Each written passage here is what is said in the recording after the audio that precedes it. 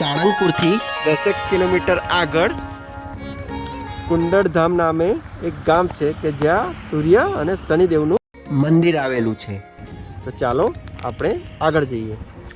આ રસ્તેથી અંદર આવ્યા બાદ અહીંયા 2-4 વ્હીલરની એવી પાર્કિંગની વ્યવસ્થા છે. અહીંયા એવા ઘણા ખરા ભગવાનના મંદિરો છે. અહીંયા વિશેષ આકર્ષણનું કેન્દ્ર છોટે હનુમાનજીની વિશાળ પ્રતિમા છે. અહીંયા સામે બોર્ડમાં વાંચી શકો છો કે અહીંયા શનિદેવ મંદિર, અખંડ જ્યોત, છોટે હનુમાન મંદિર, ગૌશાળા, યજ્ઞશાળા, સૂર્યદેવ મંદિર, કુંડલેશ્વર મહાદેવ, કેવટનું નાવરામ, પીપળાનું વૃક્ષ, ભગવાન દાસ બાપુનું સમાધિ મંદિર તેમજ નવગ્રહ મંદિર પણ આવેલું છે. સૌથી પહેલાં આપણે છોટે હનુમાનજીના દર્શન કરીએ. બોલો છોટે હનુમાનજી મહારાજ કી જય. નાનો ગેટ છે, ઉપર 2 ગદા મૂકેલી છે. અંદર પ્રવેશતા આ વિશાળ ગદાના નીચેથી થઈને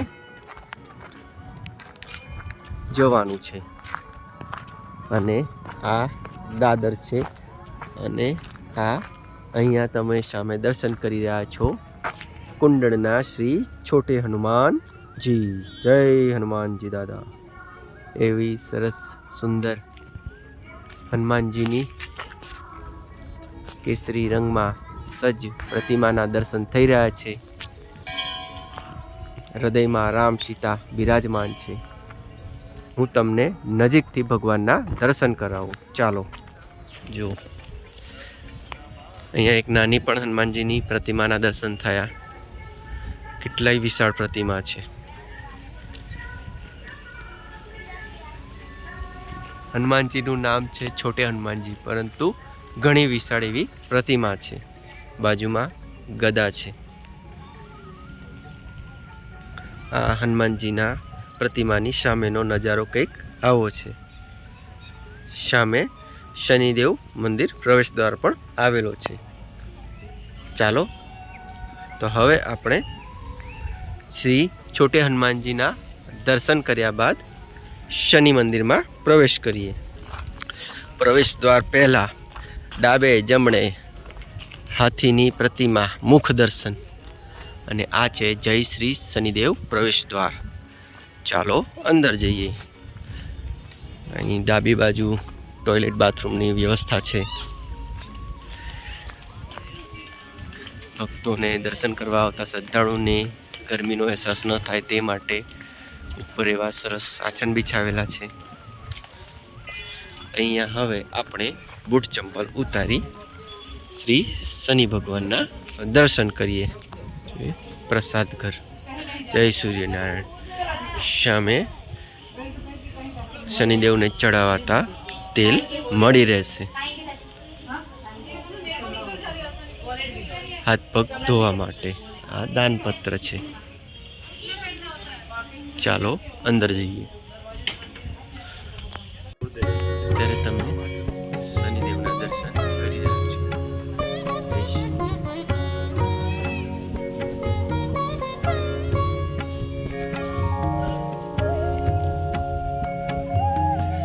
દાન પેટી.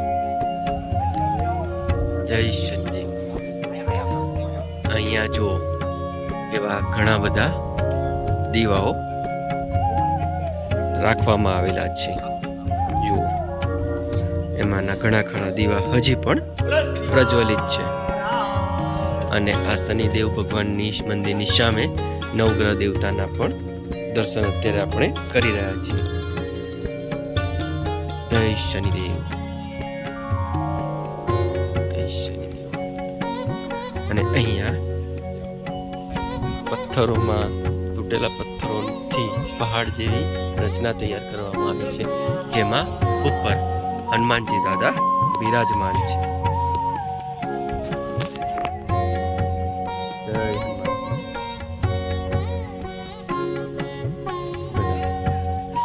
અને આ છે અખંડ જ્યોત.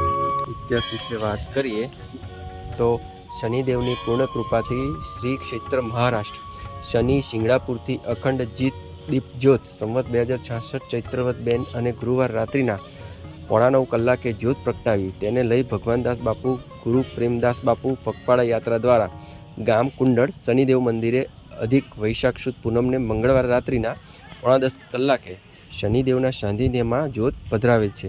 આ અખંડ જ્યોતની સેવા બોટાદ નિવાસી સ્વર્ગીય બહાદુરભાઈ સુરીકભાઈ વાળા પરિવાર, શ્રી અજીતભાઈ, શ્રી ભરતભાઈ તથા શ્રી રણજીતભાઈ પરિવાર તરફથી સેવા કરવામાં આવેલ છે. શનિદેવ પ્રસન્નાસ્તુ, શનિદેવ પ્રસન્નાસ્તુ, શનિદેવ પ્રસન્નાસ્તુ. જય શનિદેવ. અને આ છે યજ્ઞશાળા. જુઓ, હજી પણ યજ્ઞશાળામાં જ્યોત પ્રજ્વલિત છે.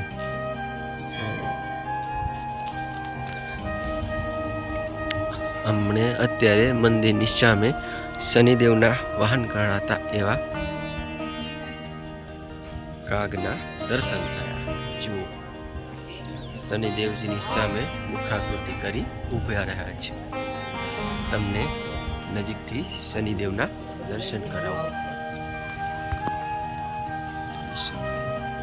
સામે શનિ ચાલીસા અંકિત કરવામાં આવેલી છે. શંખ છે, શનિ ચાલીસા. હવે આપણે શનિદેવના દર્શન કર્યા બાદ બહાર નીકળી રહ્યા છીએ. શ્રી છોટે હનુમાનજી, શ્રી શનિદેવ મહારાજ, શ્રી હનુમાનજી, યજ્ઞશાળા, અખંડ જ્યોત દર્શન કર્યા બાદ હવે આપણે આ મંદિરના સામે શ્રી રાંદલ માતાજી અને તેમની બાજુમાં જ એવા નાવ આકારનું એક મંદિર છે અને ત્યાં એવા ઘણા બધા શિવલિંગો પણ સ્થાપિત કરવામાં આવેલા છે, જેના હવે આપણે દર્શન કરીએ. આ ખબર નહીં શું હોઈ શકે, જેની સામે મુક્તિનારાયણ કુટિયા. ઓમ જય શ્રી મુક્તિનારાયણ ભગવાન. મુક્તિનારાયણ ભગવાનના દર્શન.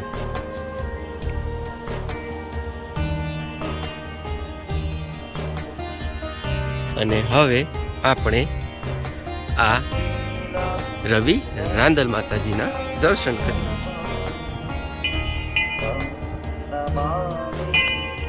શનિદેવની સ્તુતિ ચાલી રહી છે અને અત્યારે આપણે પહોંચી ગયા છે શ્રી રાંદલ, રવિ રાંદલ દર્શને. જય શ્રી ભગવાન સૂર્યનારાયણ ભગવતી શ્રી રાંદલ માતા.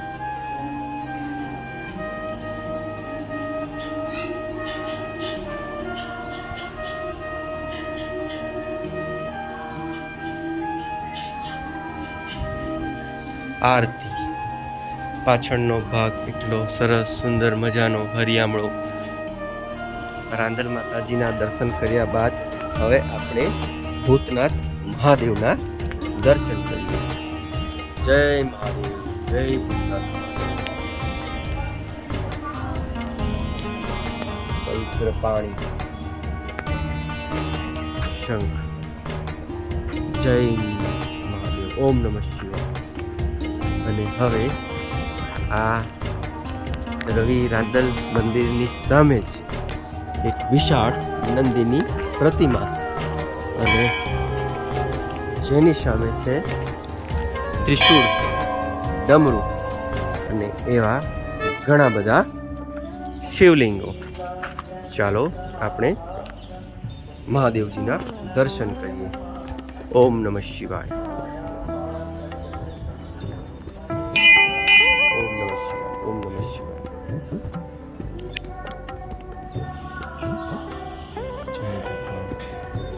સ્વર્ગીય શ્રી ગાયત્રીબેન રવુભાઈ ખાચરના મોક્ષાર્થે આ શિવાલયનો જીર્ણોદ્ધાર કરી આપેલ છે.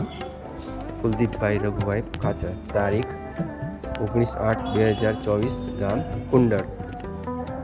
જય શનિદેવ, જય મહાદેવ. ઓમ નમઃ શિવાય. આ મંદિરની ફરતે એવા ઘણા બધા શિવાલયો, શિવલિંગ તમને દર્શન કરવા મળશે.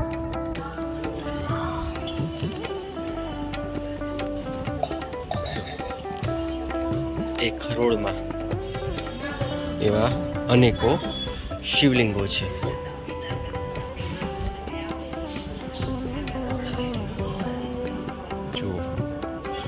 સામે શ્રી દક્ષિણામૂર્તિ મહાદેવ, ઘણી ખરી એવી પ્રતિમાઓ પણ છે. પાછળ સુંદર તળાવ છે. આ મંદિરના પાછળના ભાગે પણ એવા ઘણા શિવલિંગો. જો ભાગ્યે જ જોવા મળતું આવું મંદિર. દરેક શિવલિંગમાંથી તમે જળાભિષેક કરી શકો છો અને અહીંયા ભગવાનને ચડાવેલા પાણીની જવા માટેની પણ એવી સરસ વ્યવસ્થા કરવામાં આવેલી છે. ચાલો હવે આ મંદિરની બાજુમાં સરસ મજાનો ઘંટનાદ છે અને આ એક નાવડી પ્રકારનું તમે દ્રશ્ય જોઈ રહ્યા છો. ત્યાં હનુમાનજીની પ્રતિમા અને અહીંયા શ્રી રામ, લક્ષ્મણ અને સીતાજી. અહીંયા હનુમાનજીની પ્રતિમા સામે બે એવા વાનર મહારાજ ઢોલક વગાડી રહ્યા છે અને વાજિંત્ર વગાડી રહ્યા છે. પવિત્ર પાણીમાં પૈસા દાન કરે છે. કેવટના ધર્મપત્ની, જો આ કેવટના ધર્મપત્નીની પ્રતિમા છે. મિત્રો, દર્શકો, આ જે તમે કેવટના ધર્મપત્નીની પ્રતિમા જોઈ, તમે કેવટ વિશે જાણતા હો તો કમેન્ટમાં જરૂર જણાવશો. જળ ચડાવવા માટે પીપળાનું ઝાડ, આ સામે પીપળો છે. જુઓ, અહીંયા ભગવાનદાસ બાપુ સમાધિ મંદિર, સામે સાંઈ બાબાની પ્રતિમા, મીરાબાઈ પ્રતિમા, અહીંયા યમરાજ ભગવાન, વિવેકાનંદજી મહારાજ, નરસિંહ મહેતા ગુરુજી, અહીં જલારામ બાપા અને પાછળ શ્રી રાધે કૃષ્ણ ભગવાનની સરસ સુંદર પ્રતિમા દેખાય છે. અને અહીંયા એક પર્વતાકારમાં બનાવેલા એવા સરસ આ વિષ્ણુ ભગવાન સૂતેલી અવસ્થામાં દ્રશ્યમાન થાય છે. ખરેખર આ મંદિર પણ ઘણું વિશાળ પ્રાંગણમાં ફેલાયેલું છે. ઘણા ખરા દેવી દેવતાઓની પ્રતિમાઓ, શ્રી છોટે હનુમાનજીની વિશાળ પ્રતિમા, શનિદેવ મંદિર, નવગ્રહ મંદિર, અખંડ જ્યોત, આ સામે જય શક્તિમાં ધૂણો અને આ છે કેવટની નાવ. અને આપણે ઘણા બધા એવા અનેકો શિવલિંગના પણ દર્શન કર્યા. જય શક્તિમાં. ઓમ ભાસ્કરાય નમઃ. આપ જો સાળંગપુરે શ્રી કષ્ટભંજન દેવ હનુમાનજીના દર્શન કરવા આવો તો ત્યાંથી જ લગભગ 10-12 કિલોમીટરના અંતરે આવેલા કુંડળધામ પહોંચતા પહેલા જ રોડ ટચ જ આવેલા આ શનિદેવ, સૂર્યદેવ, છોટે હનુમાનજીના દર્શન કરવા અહીં આ જગ્યાએ જરૂરથી આવજો. અહીંનું વાતાવરણ તમને ખૂબ જ ગમશે. જય મહાદેવ, જય શનિદેવ, જય હનુમાન.